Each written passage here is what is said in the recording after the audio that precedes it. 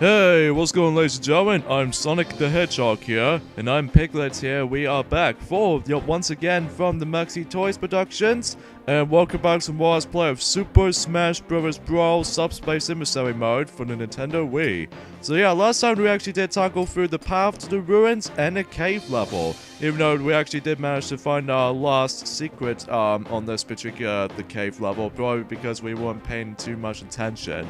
And as a result of that, we actually did manage to showcase that off in the previous episode. So today for this episode, we're about to continue on and move on to the next level in this case in Subspace Emissary, and that was the form of the actual ruins itself. So yeah, remember that when Lucas and Pokemon trainers about to do about to go on a quest to actually find themselves the two Pokemons, which are Ivysaur and Charizard. So even then though, let's go ahead and select Pokemon Trainer for this first section of the level. So might be a great choice for actually just to start off with this level within Pokemon Trainer to begin with. So yeah. So once again, we're actually going to be hearing the Super Mario Land theme for every now and then. So yeah, that's all I have to say about this here. So basically, this level almost exactly feels a bit similar to how it does it for the path to the ruins, except the fact that, although this one makes this a little bit unnecessary, but even though if you went on the water for a little bit too long, this means is that if you actually see this little animation right here, this means there's actually a switch active. So I don't know what that does, but I'm pretty sure this might actually act out as a secrecy or something like that, because I'm guessing I might, well, I can't exactly explain how do I describe it, but even then though, that, usually speaking of such those, that, yeah, usually kind of speaking of such those, that, this game actually introduces a swimming mechanic, but, similar to how it does it for, the Sonic the Hedgehog games, is that if you leave in, if you leave, your character doing the swimming, for you, for under the approximately like about 5 seconds or more, what happens was though is that your character is almost going to drown, and then after like 10 seconds or something like that,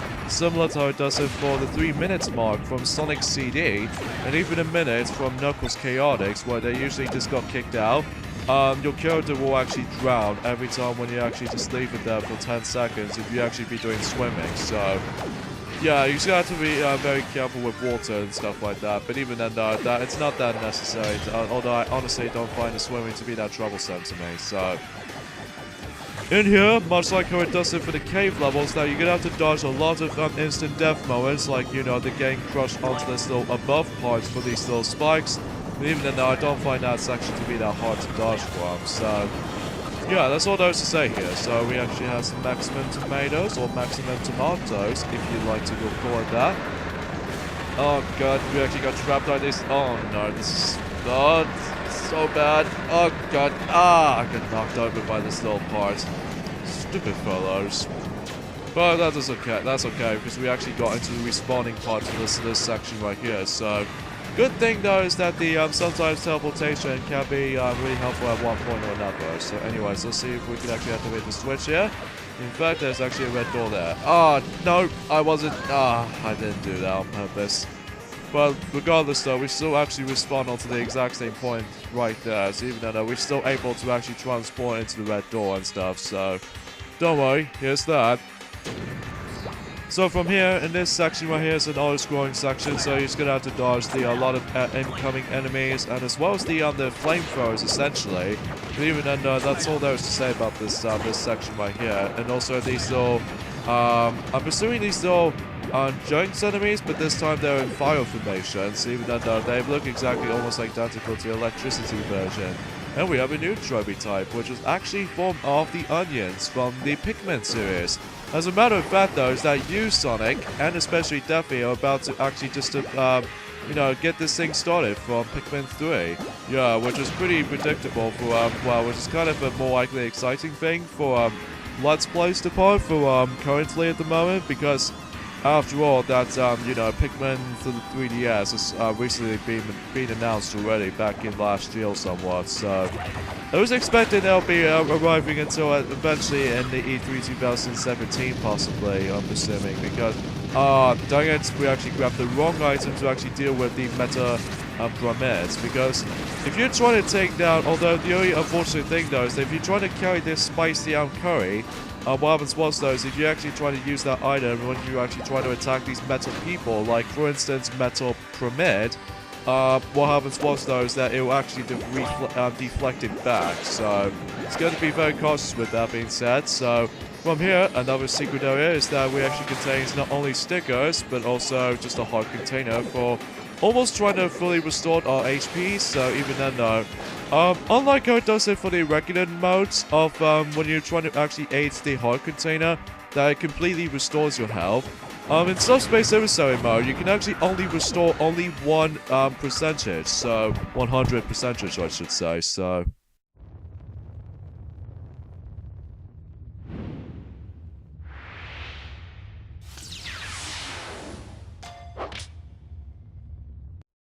Alright, now we actually caught Ivysaur, which is actually the second Pokemon character combined within the Pokemon trainer as the actual character. So this means that you know the down B attack that we can't do anything at the moment for the beginning parts with Pokemon trainer. Now since we actually got ourselves Ivysaur now, so even then though, down B allows you to actually change Pokemon every time.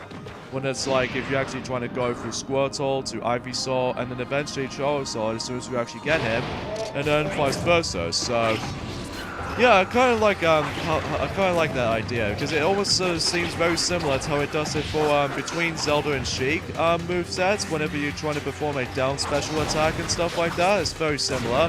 But even though, except the fact that it's basically, you know, Pokemon fighters. So, yeah, that's what I was to say here. So. Right here, we're just going to have to, unfortunately though, we actually did lost Ivysaur just to begin with because of those stupid Arm Knights, so, but still. So, we'll talk for more on Ivysaur's movesets as soon as we're actually just about to select it again, but for the time being, we're just going to have to deal with these little, annoying enemies, most likely the Arm Knights. Oh, no, this is so bad. Oh, dang it. Why am I getting sudden mistakes here? Jeez, probably we're way. I think it's mainly just the fact that because of this, the momentum has actually gone slightly changed compared to how it does in some Smash Bros. Melee. It's pretty easy to overshoot stuff when you're running way too fast. Although it's not a consistent problem, mind you, it's just something we just want to mention this anyway, because although I honestly got gotta admit though is that I managed to say right now is that I'm so used to what the floating mechanics in this game, but even though it's mainly just the fact that I haven't played this game for a while. So anyway though, so oh god, that was a really bad decision to make. So let's go ahead and get ourselves some heart containers. So from here we have to actually deal with these little switches right here. So this means it's more likely a switch puzzle. So even then though, if you're actually trying to solve these doors correctly, then that way you can actually just go bypass through those little doors. We made it that too late. So it's all about quick and timing though, however. So even then though, if you actually don't make it in nick of time, that again, that you won't able to actually just, you know, proceed. Unless if you're actually trying to, you know, you're kidding me. So yeah, I guess we haven't switched to Ivysaur yet, but even then though, that again, as soon as we actually get to him, then we should be able to clarify that we should actually talk him through his moveset. So, but even then though, that between the two Pokemons we're about to be playing as for the time is that although the down special attack is completely unchanged between Squirtle and Ivysaur, I have to admit those because of since Pokemon Trainer only has the ability to actually have 3 Pokemons in his group, so. We actually just managed to do this puzzle right here. This means it will lead you to a next hidden door. And this will lead you to yet another secret, which is all about, you know, a door puzzle, and you have to be fast on this because if you don't make it in nick of time, then you won't able to get it. So we actually got some tons of stickers and also the brand new trophy. So yeah. Although you can try again unless if you actually kept on failing on purpose though, so that's a cool thing. So yeah, there's not much else we can talk about this here. So anyway, so as soon as we actually proceed with this here is that obviously we can now enter this red door.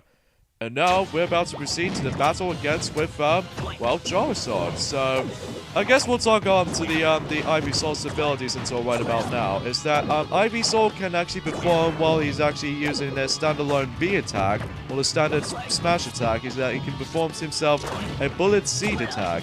And if you're actually using the side special attack, he can perform a razor leaf. And finally, the up special attack, it performs a Vine Whip. So that can be pretty helpful if you're actually trying to contact with some really annoying enemies, though, from Subspace Emissary mode, I have to admit, though. So now we're going to be doing a, you know, as you expected, the Charizard fight. It does remind me like a Pokemon battle for some particular reason, but even then, no, that's only because we actually have Squirtle on our team.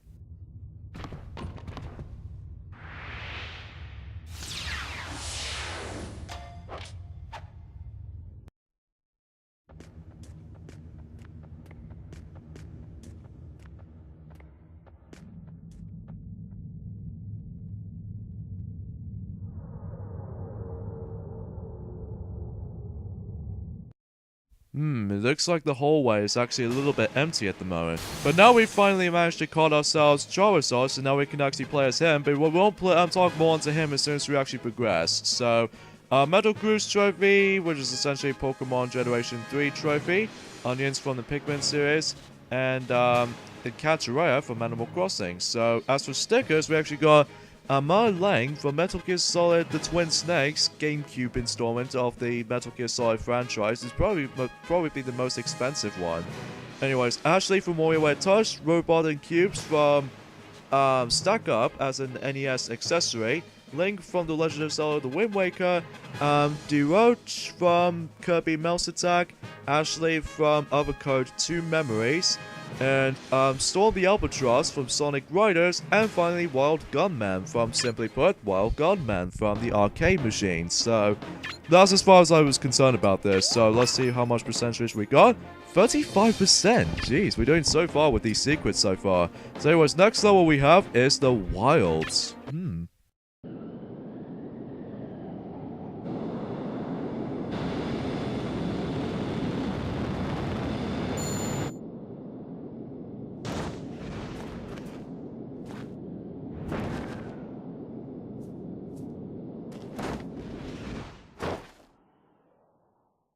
Alright, so now we're going to return playing as Ike, Marth, or Meta Knight, aka the Three Swordsmen. So, yeah, let's go ahead and go for Meta Knight first, and then we'll get into Ike as soon as we actually move on to the different segments of the level. So, anyway, so one thing we have not mentioned about the unlockable method for Marth, though, is that similar to how it does it for Smash Bros. Melee, is that although in Melee you do have two different methods of unlocking characters, this time, however, that Super Smash Bros. Brawl does have 3 different methods of unlocking characters. Like, we already mentioned about unlocking Marth is by simply just playing 10 matches in Brawl modes. And then there's also another method, which is actually completing just Classic mode. And finally, it's by completing any sort of stage in the Subspace Emissary mode. I highly recommend you go for that method for the Subspace Emissary mode, so rather than just actually keep on failing for certain, you know, unlockable character matches, because I highly recommended that.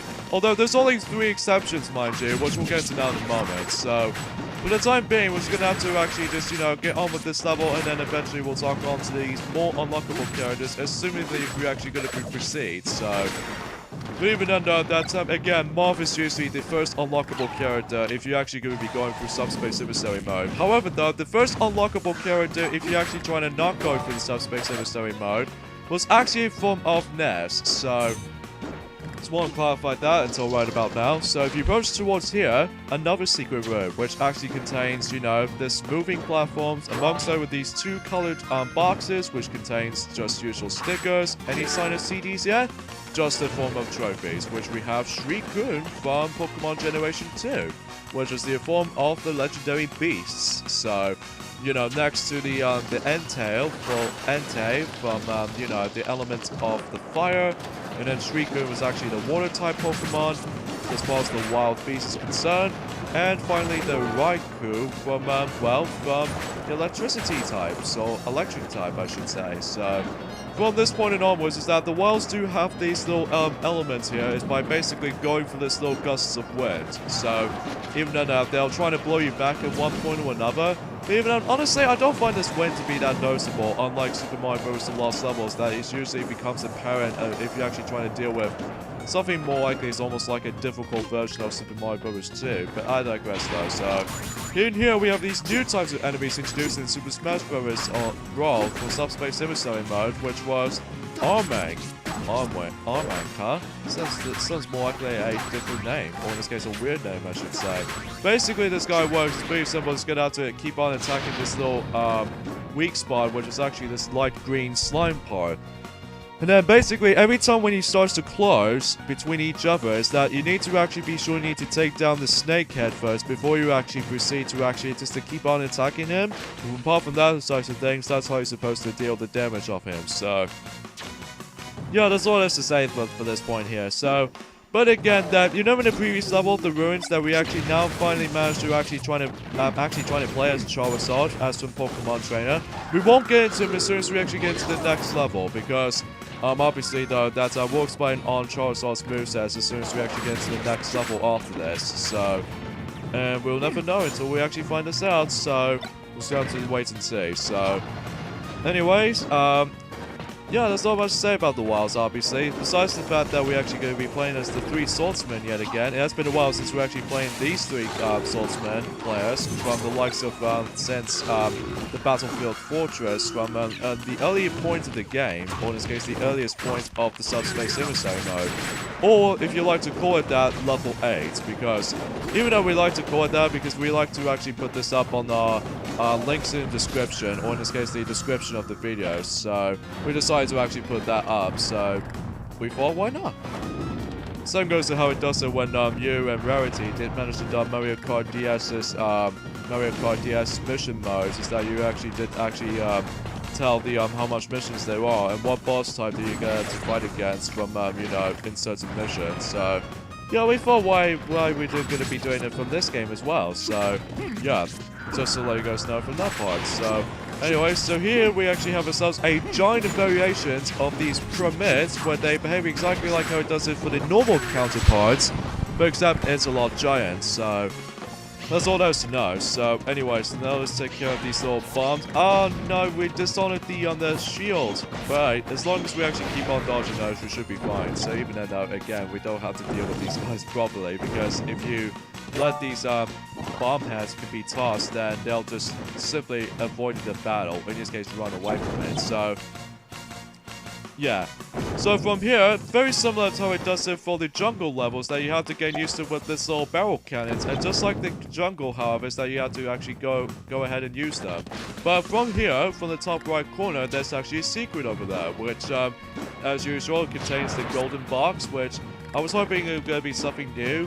Even then, I was hoping for a CD or something, which, oh god, sometimes Meta Knight's gliding can be a little bit slightly, finicky sometimes, or even it's pretty easy to lose control of myself sometimes. And we have ourselves a Star Rod, but I'm pretty sure it's actually the trophy we've already gotten from our own time, so. And speaking of such though, another trophy right here, which is actually pretty sweet. And while doing so, you're gonna have to be sure to avoid this sort of junks electricity enemies to begin with as well. So I'll have to mention that. So let's just go ahead and drill for those little boxes, or in this case, this little breakable blocks. And even then, we can actually bypass through them. And after exiting from this area, is that we immediately go all the way back to the beginning of this barrel cannon sequence here. So it's not that confusing at all. But even then, I remember that back in 2012 that we sort of got confused of where the sequence is actually located.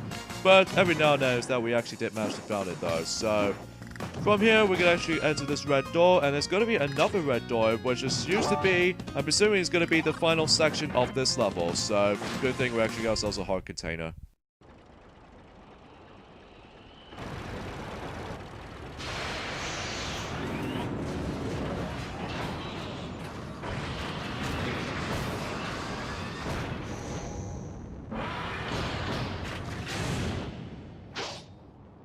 So from here, we actually come across into a new boss battle in Super Smash Bros. Brawl Subspace emissary mode, and that was the form of the Galleom, which is basically more likely a mismatch between the actual mechanism, or is this giant mech, and also at the same time, it's more likely at first he actually transformed into a tank formation. So basically, this guy here is actually pretty simple by the looks of it, but it can be pretty tough sometimes because his damage output, or in this case, if you actually just manage to actually just constantly using his attack pattern, like really random attack pattern, so you're gonna have to memorize the where you're gonna have to use the counter attacks and stuff like that. Most likely Ike and even Marks as a result.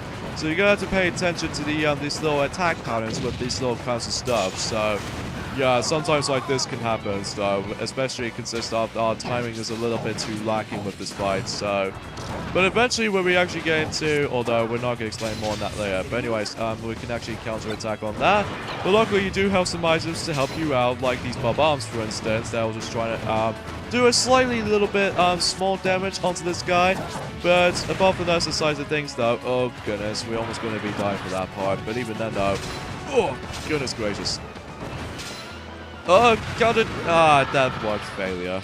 That did not work very well for that counter-attack, so I'm gonna admit though. Even though, again, because of our timing requirements, a little bit too much hasty and stuff like that, so. But even though it's not that bad, honestly. Sometimes it's gonna be a little bit more likely attack patterns randomly, from when it comes to, again, when you're trying to deal with a attack pattern, or in this case, if you're trying to do a counter-attack and stuff. But let's see if we actually got. Oh, nice. I think this blast blocks will be actually come in handy, especially if you actually kept on, like, smacking it. But even then, though, is he giving up yet? I don't think so. No, I don't think so either.